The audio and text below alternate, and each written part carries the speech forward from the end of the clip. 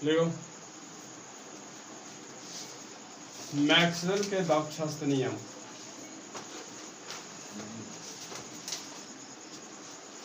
Maxwell के दक्ष हस्त नियम, तो जल्दी करो।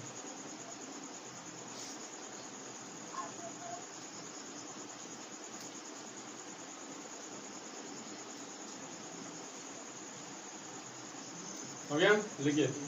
यदि धारावाहिक तार को दाएं हाथ की मुट्ठी, यदि धारावाहिक तार को दाएं हाथ की मुट्ठी में इस प्रकार पकड़ा जाए कि धारावाहिक तार को दाएं हाथ की मुट्ठी से इस प्रकार पकड़ा जाए कि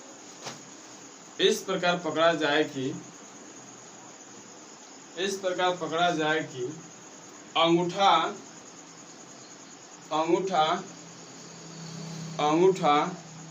धारा की दिशा की ओर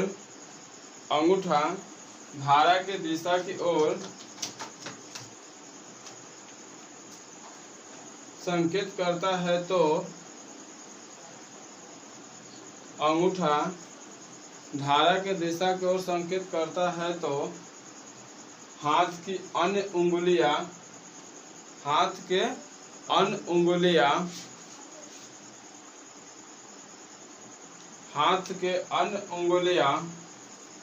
चुंबकीय क्षेत्र की दिशा को व्यक्त करेगी।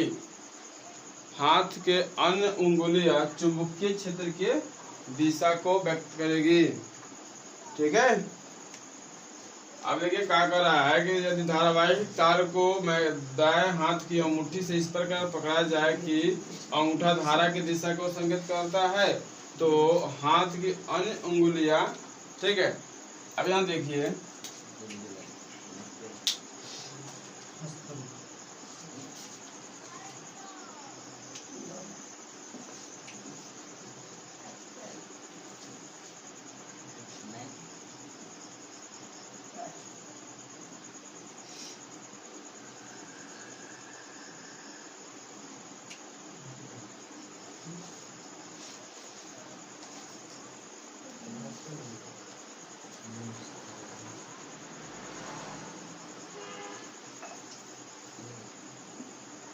तो यहाँ से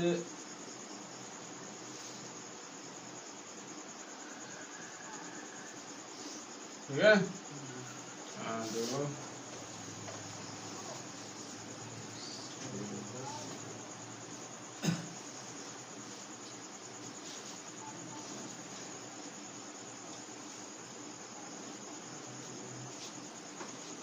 तो जो अगर मान लीजिए दायां हाथ है, कौन हाथ है?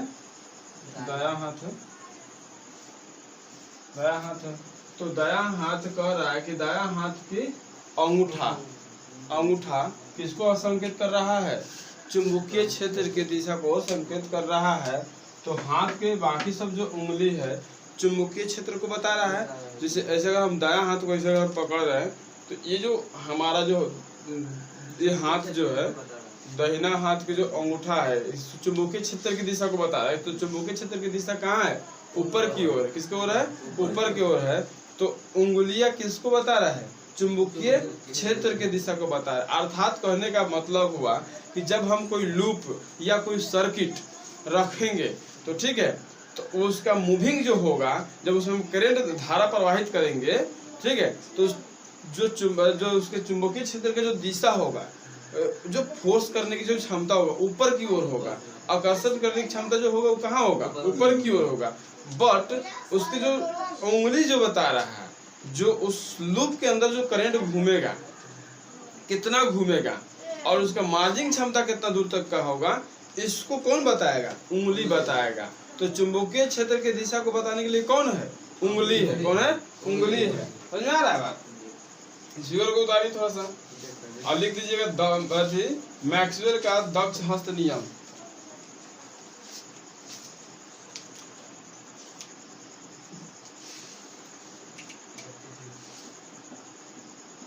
मैक्सवेल का दक्ष हस्त नियम। मैक्सवेल का दक्ष हस्त नियम।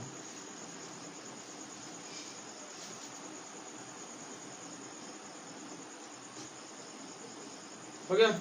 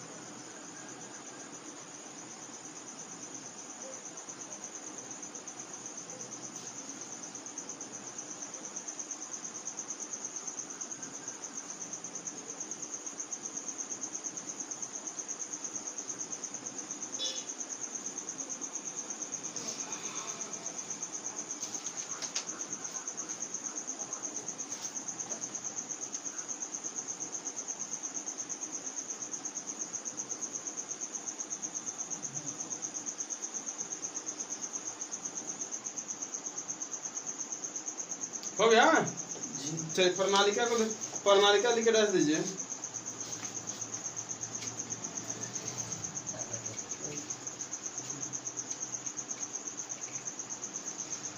प्रणालिका लिख के डाल दीजिए।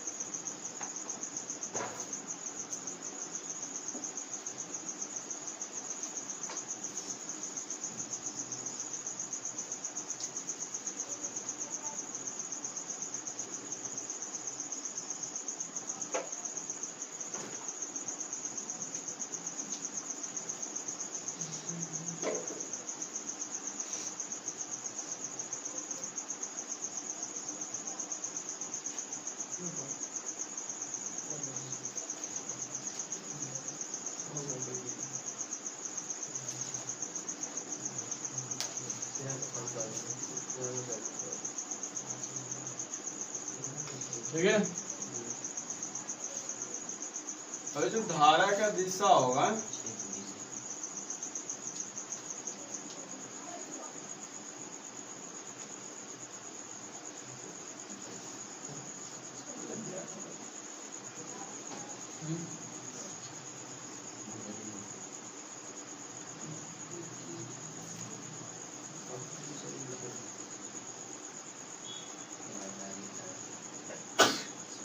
प्रणालिका लेके डैश दो।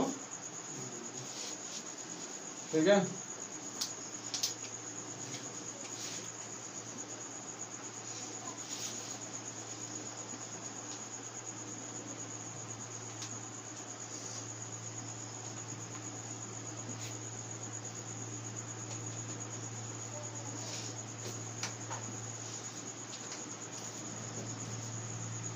ठीक है। फिगर है प्रणालिका के, पहले लिखो प्रणालिका। लिखो कि जब एक लंबे विद्युत रोधी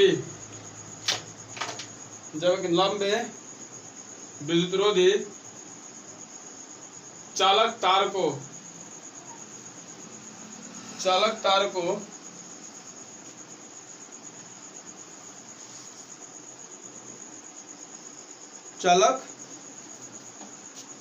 तार को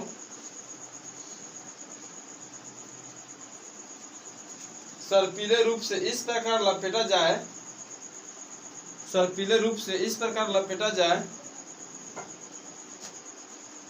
लपेटा जाए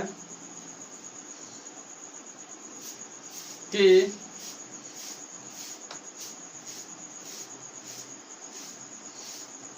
तार के फेरे एक दूसरे से अलग, तार की फेरे एक दूसरे से अलग,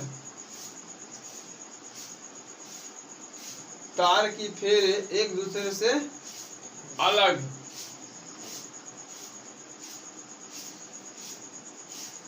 परंतु अगल बगल में हो, परंतु अगल बगल में हो, परंतु अगल बगल में हो। देख लीजिए अगल बगल में है, किसी से टच मत नहीं किया, देख रहे हैं, अगल बगल में हो।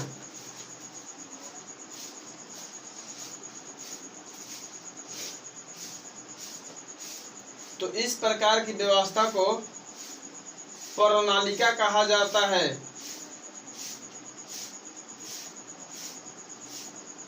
तो इस प्रकार की व्यवस्था को प्रणालिका कहा जाता है।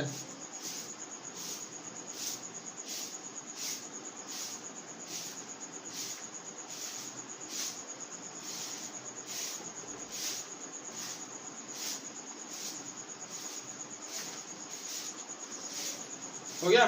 फिगर उतारिएगा।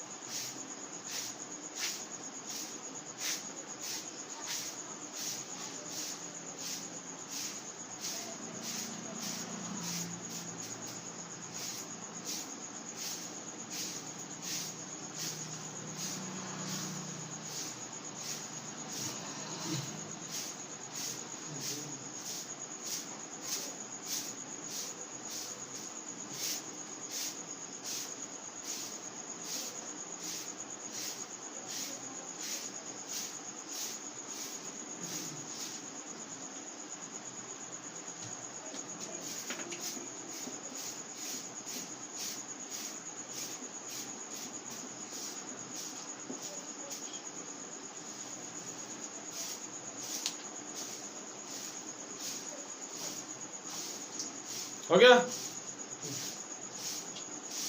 तो जल्दी करो।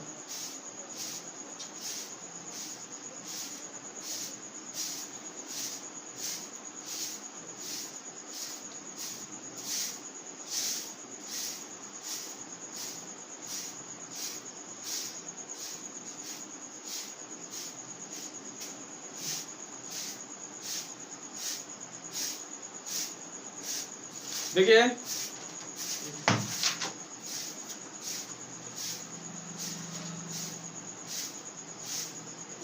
अब देखिए यहाँ समझिए पहले।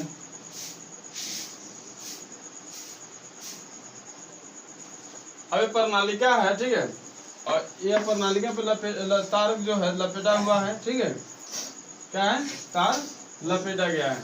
तो ये लपेटा गया तो तार किसी सबके अगल बगल में है ना, किसी से कोई टच नहीं किया है।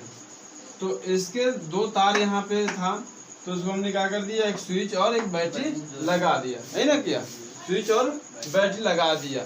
तो इसमें क्या हो गया, धारा की दिशा प्रवाहित होने लगा, ठीक है। जब इसमें धारा की दिशा प्रवाहित होने लगा तो इसमें क्या हुआ, प्रणालिका में जो चुंबक आसपास इसके क्या हो गया, इसके लपेटन की संख्या जो था, इसके जिसमें जो तार लपेटा गया, इससे क्या उत्पन्न हो गया, चुंबकीय क्षेत्र के दिशा उत्पन्न हो गया। किसका दिशा उत्पन्न हो गया, चुंबकीय क्षेत्र का दिशा उत्पन्न हो गया। किसके वजह से, इस बैटरी और स्विच की वजह से। इसमें जैसे बैटरी जोड़ लगा दिए और स्विच ऑन किए तो इसमें विद्युत धारा प्रवाहित हो गया। अब विद्युत धारा प्रवाहित होते ही चुंबकीय क्षेत्र उत्पन्न कर दिया। तो मैक्सवेल के दक्षिण हस्त नियम क्या कहता है कि जब इसको पकड़ा जाएगा दाहिने हाथ से तो अंगूठा किसको बताएगा, अंगूठा जो हमारा होगा, ऐसे जो अंगूठा हमारा था ना जी, ऐसे जो हमारा अंगूठा था, तो जो हमारा अंगूठा होगा चुंबकीय क्षेत्र की दिशा बताएगा, है कि नहीं, चुंबकीय क्षेत्र की दिशा बताएगा। और बाकी जो उंगलियां है वो क्या बताएगा, विद्युत क्षेत्र के बारे में, दिशा के बारे में बताएगा, है कि नहीं। और हमारा जो ए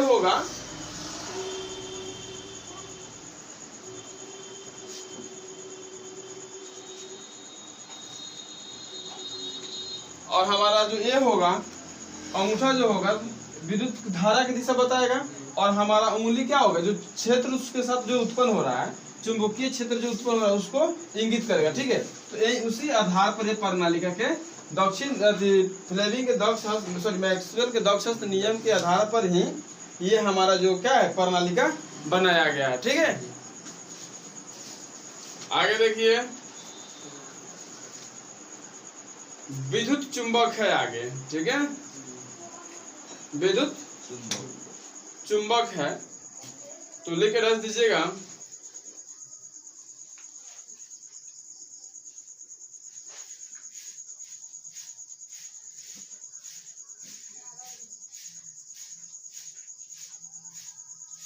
विद्युत चुंबक वैसा चुंबक है, विद्युत चुंबक वैसा चुंबक है जिसमें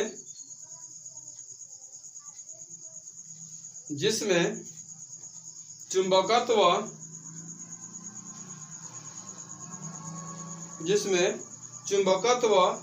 उतने समय के लिए उत्पन्न होता है, उतने समय के लिए उत्पन्न होता है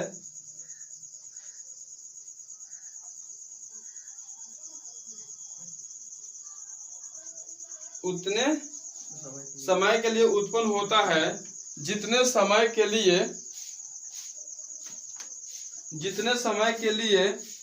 उसमें विद्युत धारा विद्यमान रहता है।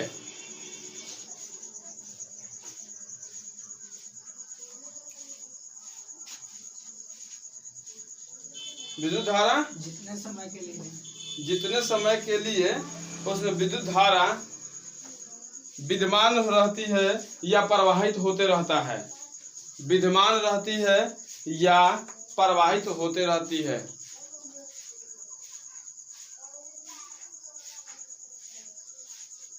अर्थात कहने का मतलब हुआ कि विद्युत चुंबकीय पदार्थ के बारे में जब अगर हम बात कर रहे हैं, विद्युत चुंबकीय पदार्थ तो वो ऐसा पदार्थ होता है जैसे देखिए मान लीजिए जस्ट लाइक ए प्रणालिका। ठीक है, जस्ट लाइक ए प्रणालिका होता ही है। अगर ये प्रणालिका है, जैसे मान लीजिए ये विद्युत चुंबक पदार्थ है या विद्युत चुंबक है, मान लीजिए यह एन है और क्या है ये एस है। ठीक है, तो जब इसके सर्किट में जब हम विद्युत धारा प्रवाहित कर दिए, इसके सर्किट में जब हम विद्युत धारा प्रवाहित कर दिए, तो विद्युत धारा प्रवाहित जैसे ही हम इसमें करेंगे, ठीक है, तो यह चुंबकीय क्षेत्र उत्पन्न करेगा ना जी, और विद्युत धारा की दिशा को उत्पन्न करेगा। ठीक है, तो विद्युत धारा चुंबकीय क्षेत्र उतना समय तक इसमें उत्पन्न रहेगा जितना समय तक हम इसमें धारा देंगे। ठीक है, समझ में आ रहा है? ये चुंबकीय क्षेत्र उसी समय तक उत्पन्न रहेगा जितना समय तक आप इसमें धारा दीजिएगा। अन्यथा यह जैसे ही अपने ये लाइट देना बंद, ऐसे विद्युत धारा देना बंद कर दिए, ये अपना चुंबकत्व क्या करेगा, खो बैठेगा। इसमें चुंबकत्व का कोई प्रभाव नहीं रहेगा, इसमें आकर्षण क्षमता कोई नहीं रहेगा। कि जब तक धारा में प्रणालिका में धारा प्रवाहित होते रहती है तब तक वह चुंबक जैसा व्यवहार करेगा, परंतु जैसे ही हम धारा की दिशा को हटाएंगे, चुंबकीय क्षेत्र क्या हो जाएगा, नष्ट हो जाएगा, है कि नहीं। अर्थात जब तक हम इसमें करंट दे रहे हैं, धारा की दिशा बनाए रखे हैं, विद्युत धारा बनाए रखे हैं, तब तक ये किस तरह के काम करेगा, विद्युत चुंबक की तरह काम करेगा। ठीक है, सो रहा है कार्य तुम ना जी 5 बजे बोलो। चलिए अब बात हम कर लेंगे। ठीक है, तो रहने देते हैं। ठीक है, कल पढ़ा देंगे क्रोड वगैरह और विद्युत चुंबक कैसे बनाया जाता है। ठीक है, आज थोड़ा सा लेट से क्लास शुरू हुआ है, कल से टाइम पे आ जाएगा। ठीक है, चलिए कोई बात नहीं।